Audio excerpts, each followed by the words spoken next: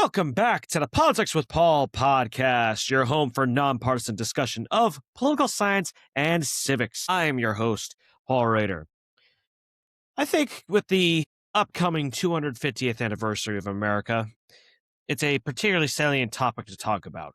What would the founding fathers really think about today's politics? The founding fathers of America were brilliant thinkers whose prescient writings and speeches still hold considerable relevance today. And because of said relevance and foresight, a lot of people, understandably, myself included, look back at many of their words that they wrote over 200 years ago for some guidance. And people across the political belief spectrum do this. And in this day and age where negativity about political culture is the norm and divisiveness reigns, it's an increasingly common refrain for people to say that the founding fathers are rolling in their graves or they'd be disgusted by what America has become. But is that true? It's incredibly difficult to prove what dead people would think if they were alive today, but it's a worthwhile discussion, though one that's partially rooted in misunderstandings of what the founding fathers believed, as well as partisan and ideological biases. Let's talk about what the founding fathers would think about America today if they were still around. And that includes some of those key misunderstandings about the founding fathers, how these misconceptions are relevant to today's politics, and ultimately what it all means for America's 250th anniversary. Let's begin. First of all, there's a lot about the founding fathers that we don't necessarily get wrong, but is at least off the mark, even though we intuitively realize that the founding fathers did not all think the same way. You know, you're not going to have a whole group of people be the exact same way on everything, but we kind of treat them monolithically sometimes. The very question of, well, what would the founding fathers think of America today sort of already does that. It almost kind of implies that there's going to be a singular reaction. At least in some people's minds, there would be a singular reaction. And there's a lot about the founding fathers and by extension, framers of the Constitution, or just early statesmen in general that may be considered founding fathers. There's a lot about these people that is inaccurate, if not outright misunderstood. And sometimes it's just that it's not properly taught or it's overly simplified. Sometimes we might learn it really early on in school age and it never really gets updated. Could be a whole bunch of different reasons why. And sometimes appraisals of the founding fathers are rooted in biases. On one side, you might have some people try way too hard to downplay the bad parts of American history, that if you talk about the negative parts of history, that you're poo-pooing America, that it's being unpatriotic or hateful towards America, including if you say anything critical about the founding fathers themselves, and therefore they don't want to hear these criticisms. But then you have the other side that also swings the pendulum too far, where some people just disregard the many great contributions that the founding fathers made because of some of their transgressions, and many of these transgressions don't even apply to all of them, like how some were slave owners, and that should be criticized, sure, but kind of painting people with a broad brush stroke if you're just talking about, well, they were slave owners, or that they all had a bias against women or non-property males or minorities. Yes, a lot of them did, but that's also kind of a ham-fisted response too. And so they might say that talking about these guys too positively might be whitewashing or bigoted to have too much of the focus on these positive contributions. So one side overly romanticizes America, and then one side goes too far in anti-romanticism. And there is a lot to venerate the founding fathers for, but like any other human beings that have ever existed in history or in today, they are not above criticism. You can understand some of the more unsavory aspects that were common beliefs for their time, but still understand that that doesn't justify them, and you can make that honest distinction. And of course, there are partisan biases at play as well. Conveniently, when we talk about the founding fathers, if you're the party in power, you might say that the founding fathers, they would be on our side. They would love what's going on right now. All our policies and actions, this is exactly what they would support, and this would make them proud. And then if you're not the party in power, you're going to say that the founding fathers are rolling in their graves and all the current administration's policies and actions are directly antithetical to what the founders envisioned. So you have to take the positive with the negative. You have to acknowledge the biases that some people have when they talk about, what would the founding fathers think about today. And these misunderstandings need to be discussed before we can really try to assess what the founding fathers would think of America today. Again, hard to really put words in dead people's mouths, but we need to at least talk about a more accurate appraisal of what they said and did way back when. And there are three key misunderstandings I want to focus on in this regard when it comes to the founding fathers, things that we don't quite get right. They're not necessarily entirely inaccurate, but we don't quite hit the mark. And one is that they simply weren't that sharply divided about politics, or they at least readily put aside their differences to work together. People often recognize the slavery aspect, but that's the one issue that they kind of focus on. They forget about all the other issues that were divisive for the founding fathers as well. Number two, misunderstanding that the founding fathers despised and firmly stood against political parties. Now, parties did not exist right at the very beginning, and they weren't necessarily gung-ho about parties. And there were some factions that were similar to parties that existed right at the beginning, but they weren't as opposed to political parties as people make it out to be. And then three, that they did not intend career public servants, which does have a lot of truth to it, but it isn't the full story.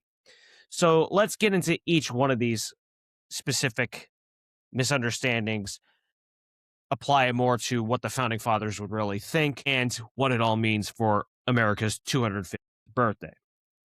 So first of all, the founding fathers and today's divide in America, more generally, that there's this misconception that people think that the founding fathers just weren't that sharply divided, except maybe on slavery, or that they were very willing to put aside their differences to work together. And this is more specifically relevant to the drafting of the U.S. Constitution, but it happened before and after that as well.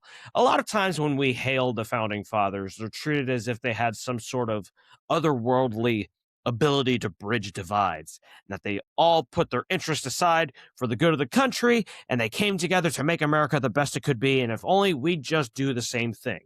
Well, I can definitely agree with the second part of that idea, but the first part of that idea isn't quite what happened. Division has always existed in America, even very sharp division. But the Patriots, those who fought for independence, who supported independence, at the beginning, they really were just held together by wanting independence. They all agreed that Britain sucked and that we were not going to be under them anymore, that we were going to shut ourselves from their control, and then we'd figure out what's going to happen afterwards. But once the American Revolution was over, the states fairly quickly took to squabbling over a whole bunch of issues. Sometimes they even used their own currency, or, when one of them wanted to sue the other in court, there wasn't really any way to enforce that because the central government of America was purposely designed to be weak. Under the Articles of Confederation, the response was, well, the British Crown was too heavy-handed, so we don't want a strong central government. And, of course, the Articles of Confederation were shown to be very ineffective because the central government couldn't do anything and states kept bickering and arguing about everything. But what to do about the Articles of Confederation was not a consensus. Some of the founding fathers believed that the Articles were flawed, but totally worth saving. Some of them loved the Articles of Confederation and were just not willing to have any sort of revision to them. And then some of the founding fathers took the opportunity to use what would become the Constitutional Convention, originally meant to just amend the Articles of Confederation, to create a brand new U.S. Constitution. And when the U.S. Constitutional Convention was over, it was met with significant backlash because A lot of people felt that the wool was pulled over their eyes, especially the people who would become the anti-federalists. They saw this as, if not illegal, or they definitely saw it as illegal under the Articles of Confederation, and it technically was, because the Articles of Confederation, in order to amend articles, they needed all the states to agree. But more than that, some of them even thought that making the U.S. Constitution was borderline, if not outright, treasonous. And one of the most notable opponents to the U.S. Constitution that some people may be shocked to find out was Patrick Henry. Patrick Henry was not a fan of the U.S. Constitution to begin with. He was very firmly in the camp of the Articles of Confederation. And if you know anything about Patrick Henry, you know how brilliant of an orator he was. So it was a very tall order to get people to not be convinced by Patrick Henry and to be able to ratify the Constitution. But James Madison did take him on during the debates over ratification. And so obviously tensions were high after the U.S. Constitution was drafted and it was being taken around to be ratified. But even before that point, during the Constitutional Convention, not everybody was on board with what exactly was happening. Yeah, some of them might have said, okay, yeah, we do need to completely scrap the Articles of Confederation, but that didn't necessarily mean they liked all of the provisions that were being talked about. Tensions were very high, and it threatened to derail the convention multiple times. Some convention delegates didn't even attend the whole time. And that partly was because the weather was very hot during those summer months in Philadelphia for the convention. But also, some of them just were very dissatisfied with how the convention was progressing. And obviously, slavery was the most divisive part of figuring out what to do with the U.S. Constitution. But there was also heated disagreement about how to apportion representation in Congress, what to name the head of the executive branch, whether the executive branch would be led by one or three people. Yes, we could have possibly had three presidents instead of one, whether we would have term limits for Congress or not, how long term lengths would be for Congress. All sorts of things that people were very adamant about what to do. And so the Constitution basically is one giant compromise where nobody left fully satisfied, but some people thought, you know what, this is the best we can do. And even when the U.S. Constitution was ratified, there was sharp disagreement about how to interpret it. So before the U.S. Constitution, during the Constitutional Convention, while the U.S. Constitution was being ratified, and after it was being ratified, there was all sorts of contention about it, and there's still contention about it now. Namely, at least at the time, crux of the issue, even though anti-federalists slowly but surely started to come around and accept that the U.S. Constitution was the law of the land, Federalists generally believed in implied powers from the Constitution, where basically, as long as the Constitution did not specifically forbid the federal government from doing it, the federal government could do it.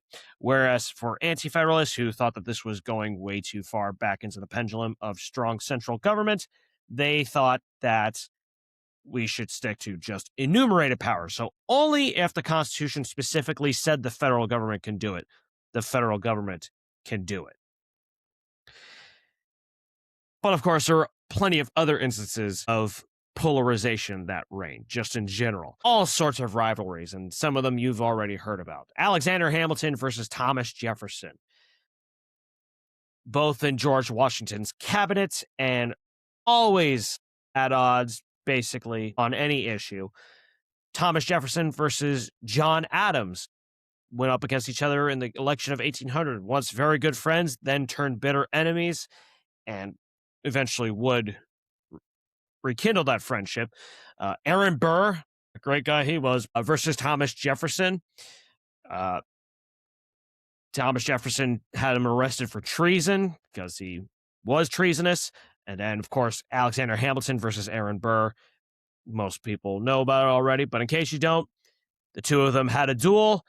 Aaron Burr killed Alexander Hamilton, even though duels were sort of accepted. They were frowned upon, but it was also frowned upon for you to not accept a duel. So Alexander Hamilton, that was part of why he ultimately went and did it, even though he didn't really intend to kill era birth. Thomas Paine and George Washington. Thomas Paine, he of the pamphlet Common Sense, was very much at odds with George Washington. You'll actually find when you dig just a little bit deeper, George Washington was not universally beloved in terms of his policies. He was very much revered for his role in the American Revolution, but his actual presidential policies, there are a lot of people that were constantly at him there, although they didn't necessarily argue that somebody should have run against him, because nobody did run against him in the two elections he won. And Thomas Jefferson versus John Marshall, who are actually cousins, which I just figured out within the last couple days. John Marshall being a U.S. Supreme Court Chief Justice, and also ruled on a case that dealt directly with appointments from John Adams that he made as he was leaving office after Thomas Jefferson defeated him in the presidential election. Campaign mudslinging was very prominent in this time, already by the time that Adams and Jefferson were running for president. It's not a new phenomenon. It's not even a relatively new phenomenon. It's been there since basically almost since the very beginning, once they actually started having elections where, there was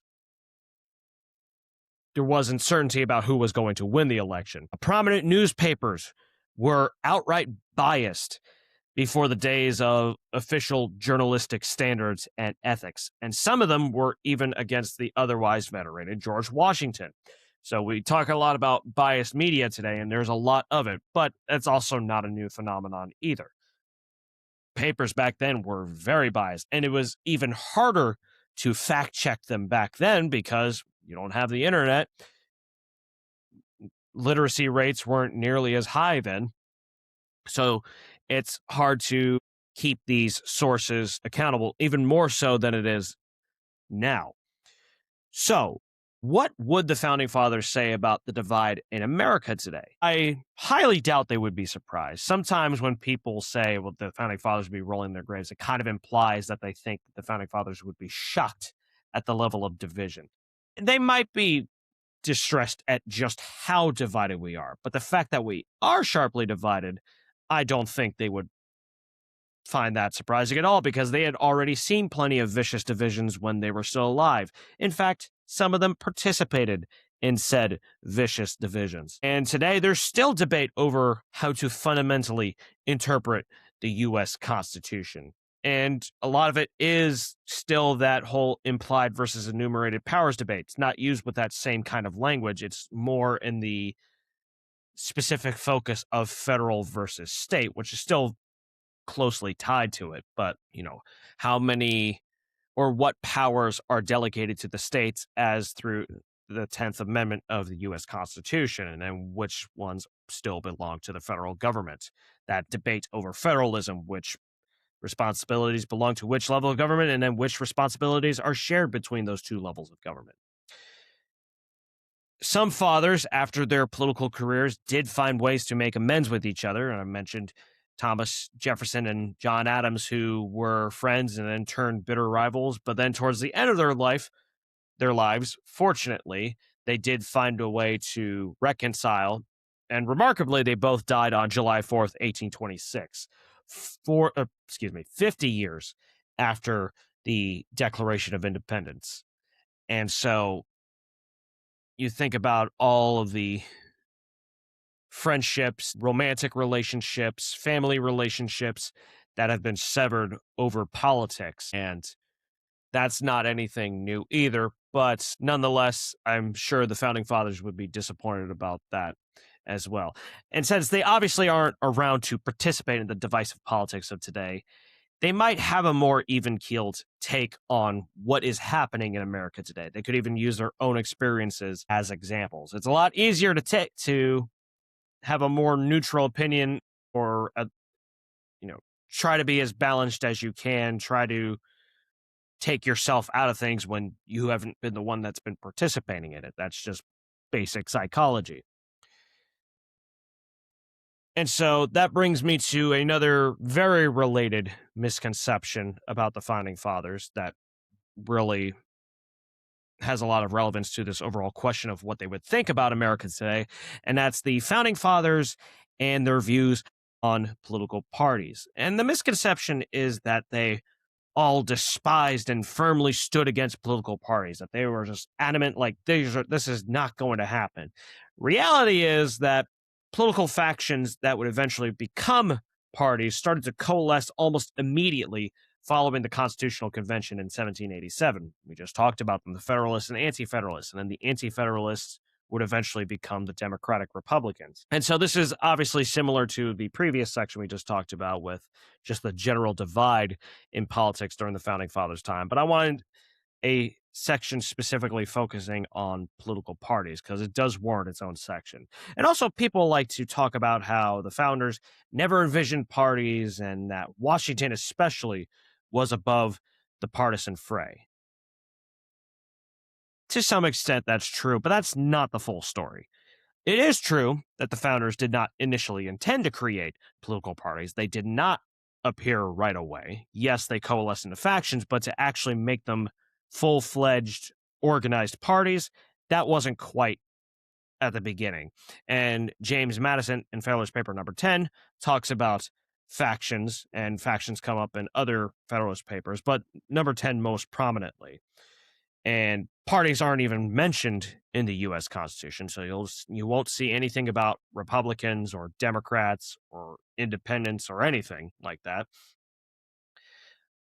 But all that being said, the founders still fairly quickly gravitated to the parties, and not just the ones that are universally accepted as founding fathers, but early statesmen as well, if you want to count them as founding fathers.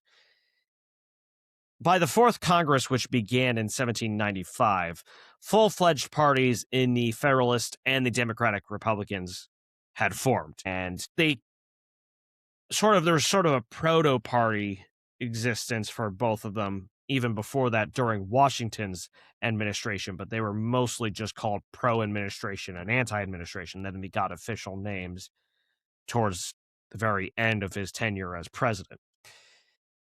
With those Federalists with the implied powers, they believed in a strong central government as they were reacting to the failures of the Articles of Confederation.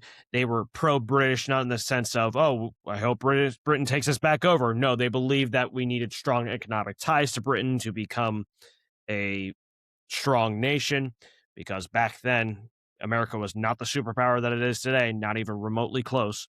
And they were heavily supported by the commercial sector, which was really strong in the Northeast of the U.S. And then Democratic Republicans, once again, more enumerated powers, but they were also for very limited central government because they're still thinking back to why the Articles of Confederation were made in the first place.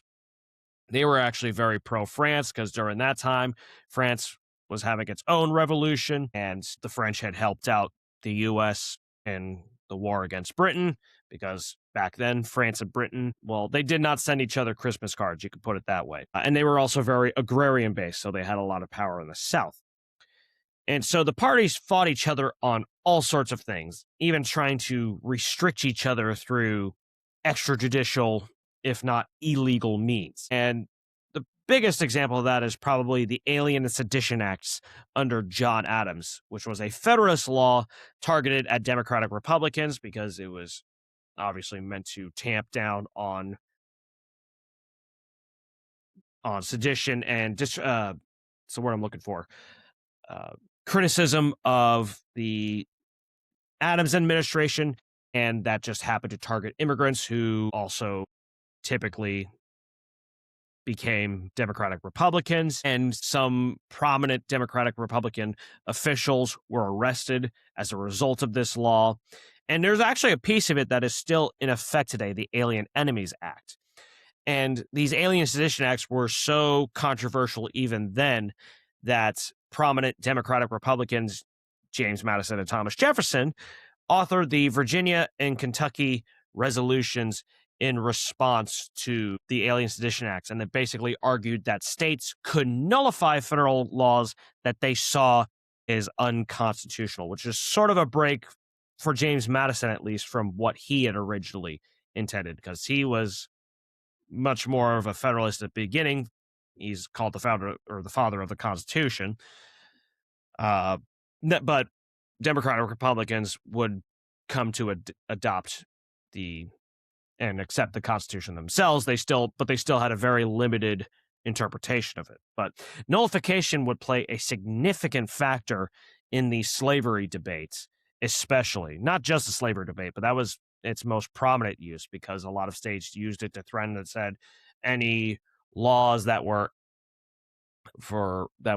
giving power to free states, that was unconstitutional, and we're going to leave this union if you try to limit our power to be able to own other human beings. And so that was one of the biggest factors for what ultimately became the Civil War. But then they also fought each other, the parties did, on things like a central U.S. bank. Federalists supported a central U.S. bank. Democratic Republicans didn't. Tariffs. Federalists typically supported high tariffs. Democratic Republicans wanted lower tariffs. Federal infrastructure. Federalists believed that federal infrastructure was in the purview of the federal government. Democratic Republicans did not. Stark divides between the parties in the sense that there wasn't a whole lot of Federalists that stepped out of the Federalist line. There wasn't a lot of Democratic Republicans that stepped out of the Democratic Republican line. But it wasn't just issue differences between the parties where they just didn't like each other's party platforms. There was just straight up enmity between the Federalists and Democratic Republicans that became so bad that historian James Roger Sharp argues that they practically saw each other as irredeemable, kind of like today. And he argues, Mr. Sharp does, that there was basically no acceptance of the idea of a loyal opposition, that both parties believed that there was an objectively determinable public good that could be arrived at through debate and discussion, but they also believed that their vision exclusively was the public good and that the other party simply operated counter to it. So it's not just, hey, you disagree with me, but we all have the same goal. It's, no, you are so unbelievably dumb and stupid and sometimes even evil to think this, that you are completely screwing over this nation. We cannot have you be elected. And instead of seeing election defeats as legitimization of the other side's views, a party saw it as evidence that voters had been temporarily misled by dishonest leaders. It wasn't the other party just made better arguments. And yeah, you don't hear that today anyways. You're not going to hear people say that publicly, but there's a difference between, not saying that, hey, they just ran a better campaign, they just ran or just made better arguments, and then saying like, these people are scumbags who have pulled the wool over everybody's eyes. So what would the Founding Fathers say about political parties today? Well, they wouldn't be a foreign concept because they came into existence during most, if not all, the founders' lifetimes. They would probably be disappointed at the level of partisan polarization we see today, but they would also see a lot of themselves in it as well. Just as we see how much Republicans and Democrats find each other as completely unsavable, there was a lot of that feeling between Federalists and Democratic Republicans at that point, and sometimes even spilled over into violence or threatened to spill over into violence. And they even recognized, the Founding Fathers even recognized that polarization in their lifetimes through correspondences with each other or other people. I just brought up John Adams and Thomas Jefferson as maybe the biggest example of that. They might be a little bit surprised at what the parties have become, though. Yes, they probably, or not probably, they definitely saw the parties changing over time, just like how they saw the government changing and evolving over time, that it wasn't going to stay the same over 250 years. But the exact status of the parties, like which parties are in existence and what their coalitions and everything, that's probably going to be surprising to them, because few, if any, of the founders were alive when the Federalist Party ceased to exist in the late 1820s. Probably none of them were still alive by the time the Whig Party formed to take the place of the Federalist Party. And then all the founders were definitely long gone by the time the Republican Party formed after the Whigs had disintegrated in the 1850s. And also, party platforms have changed drastically over the years as coalitions of voters have realigned, more citizens are able to participate in the electoral process, and the most pressing issues have, in many ways, changed. You don't, abortion was not really a thing then. LGBTQ policies, whether it's gay marriage or transgender participation in sports, none of those kinds of issues were a thing then. And even when they were a concept back then, they were never talked about.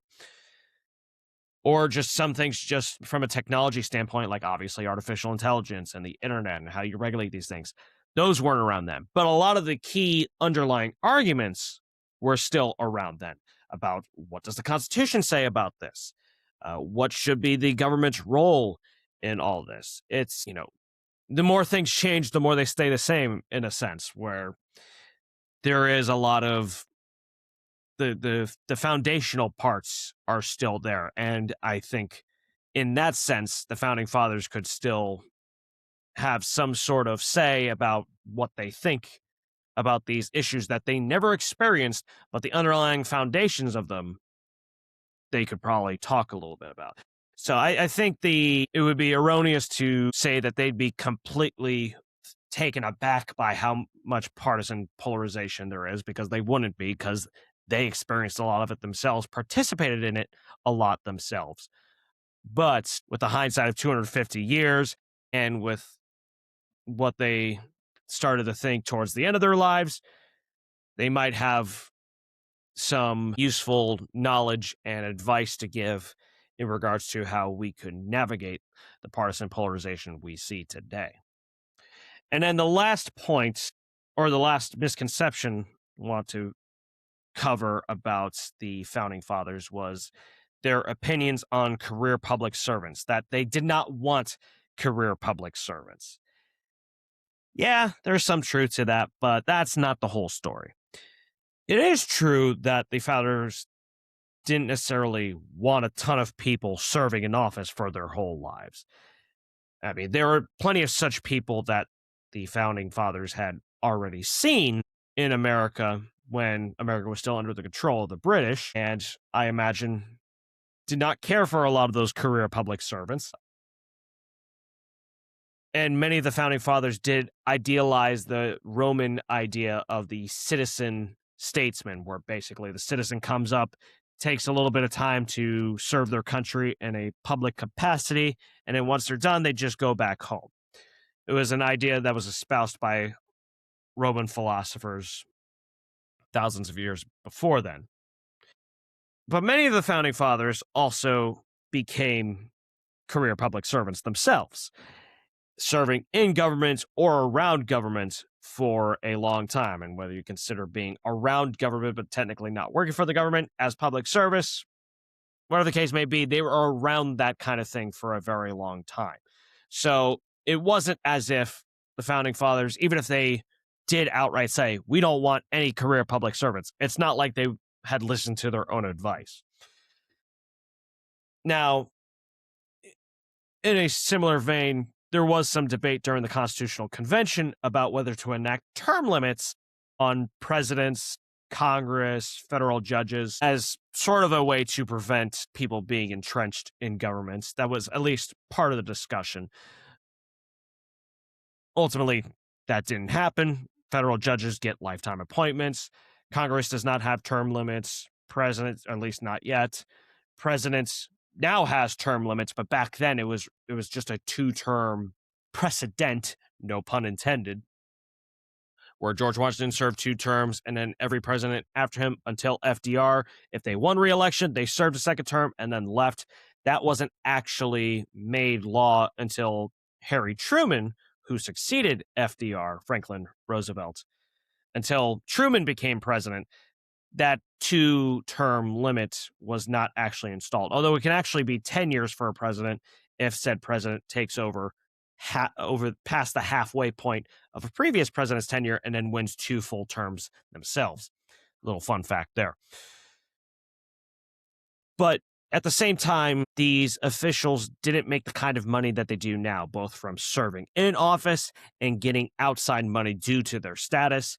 They arguably also didn't have the same level of power back then as they do now, as government was more decentralized then. And also, government positions were more based on the spoil system back then, where jobs were awarded based on whether you were a loyal supporter of that president in their campaign and helping them get into office, and you did all these other things for them. You showed that you were a good boy and or good. Well, at that point, you didn't really have women in public service. At least you almost never did. So you had all these good boys that did the bidding of the president, and they were rewarded with a position in government. So turnover was a bit more expected at that point.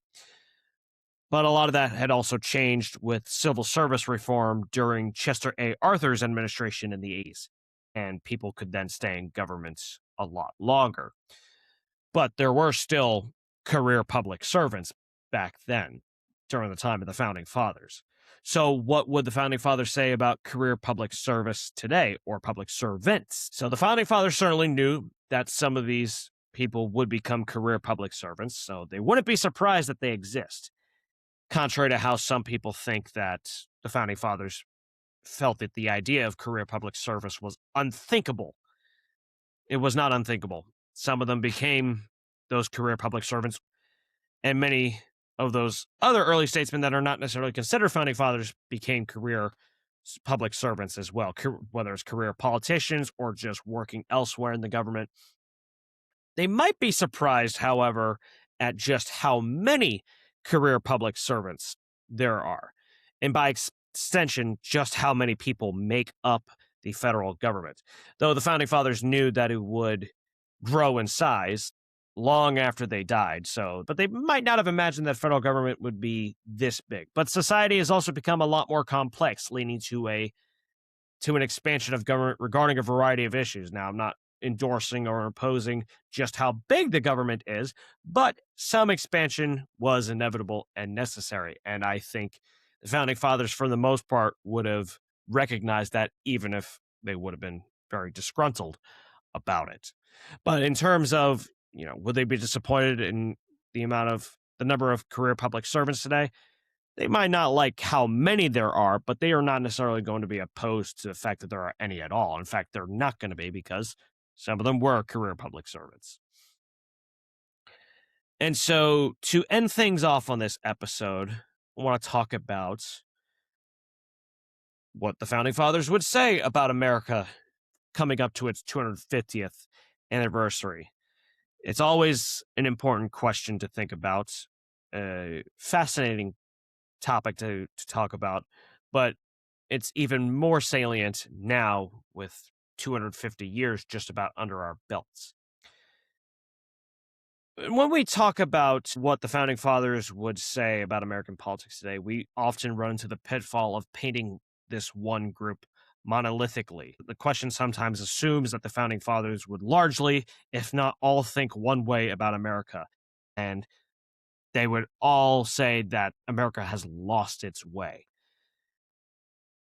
I mean, how often do you see polls ask the question, do you believe America is heading in the right direction or the wrong direction? And we see upwards of 65, 70, 75, 80% of people say wrong direction. Even for some voters whose party is in power, they'll still say that. And I'm curious how many people back in the times of the founding fathers would say that the country was heading in the wrong direction if we have the capability to poll that question back then. We didn't have the ability to poll like we do now. But I would not be surprised if you found a lot of people, even back then, saying that America was heading in the wrong direction. Because it's very easy to fall into this trap of declinism, where the country or the world is heading towards a bleak future and that the best was behind us, when politics isn't happening the way that you expect it to or that you want it to. And you see that in a lot of commentary about what the founding fathers would think about America today. And conveniently, when it's the party in power, they think they're doing the founding fathers proud and that the founding fathers would support everything they do. And if it's not the party in power, that they think the founding fathers would be immensely disappointed, angry, shocked, appalled, and that they wouldn't support what is going on with the current party in power. But I think while I obviously can't ask any of them today because they're dead, I think the opinions of the founding fathers about America today would be a lot more complicated than many citizens and political commentators might think. And a lot of times, not for citizens really, but for political commentators and politicians, they'll often invoke the founding fathers for partisan or ideological reasons, and not because we're actually admiring what these men who lived long before us did for this country. But I think the founding fathers would have a more complex, more nuanced reaction to things. Many of our situations are different on the surface. Some of the most pressing issues that we talked about, geopolitical shifts, election dynamics, and so on. But a lot of these core problems that we experience are the same as they ever were. What should be the role of government in people's lives? Where do federal powers begin and end? Where do state powers begin and end? How should we interpret the U.S. Constitution? How do we most effectively ensure freedom and liberty? What are our civic responsibilities towards each other? The founding fathers and those early statesmen thought about those very same things that we just did, because ultimately that's what underlies all these issues. And some political observers and citizens think the politics of today would be totally bizarre to the founding fathers, but really they'd see a lot of themselves in what is happening today, both good and bad. I'm sure they wouldn't care for having their names being bandied about for partisan and ideological gain rather than having their words and philosophies genuinely and fundamentally listened to.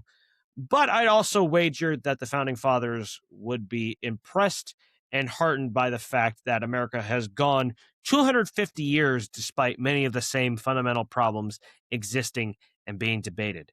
I mean, this is despite states threatening to secede, a civil war where some states ultimately did secede, two world wars, the Red Scare, multiple economic crashes and crises, including the Great Depression and the Great Recession, political violence, the 9/11 attacks, seismic partisan and ideological shifts, so many more things, and we're still going. And it's very easy to focus on the bad and the negative. I am no exception. Believe me, even for all the things I say, I can be very pessimistic a lot of times, both personally and professionally and in all sorts of different ways. But despite all these issues, America is still going strong for 2.5 centuries. Now, are the founding fathers going to like everything that happens in America today? Of course not. Quite frankly, none of us should like everything that's going on. You should always be looking for better. You should always be expecting better. Because if you're not, and you're just content with every single thing that the current government is doing, doesn't matter who the president is, doesn't matter if it's a Republican, a Democrat, an independent, whoever. If you're just going to accept everything that they say and do, that means we are not thinking critically and hard enough, that we're being too content, that we're just yes manning whoever the current powers are, that we're just letting our biases speak for us. Oh, somebody that we support's in office. Oh, everything is going great. And then we're ignoring all of the frustrations that other people feel. But we shouldn't be pessimistic about everything either. The founding fathers often advised on how fragile freedom was. And many statesmen since then have advised us on how fragile freedom is. And it's still just as fragile as it ever was. And I imagine that the founding fathers would remind us of that no matter what they would think about and say about today's politics. So That is going to wrap things up for today's episode of Politics with Paul. Thank you all so much for listening. Please like, comment, subscribe to the podcast on YouTube, Spotify, and Apple Podcasts. Links in the show notes. Got my 5-day educational email course about a very relevant topic here about how to more effectively mitigate polarization in America. And my Facebook, LinkedIn, Medium.com profile, my book on Amazon, email, paulraderwrites@gmail.com, and my website, paulrader.org. And so, going to wrap it up here. Thank you all so much for listening, and we'll see you next time.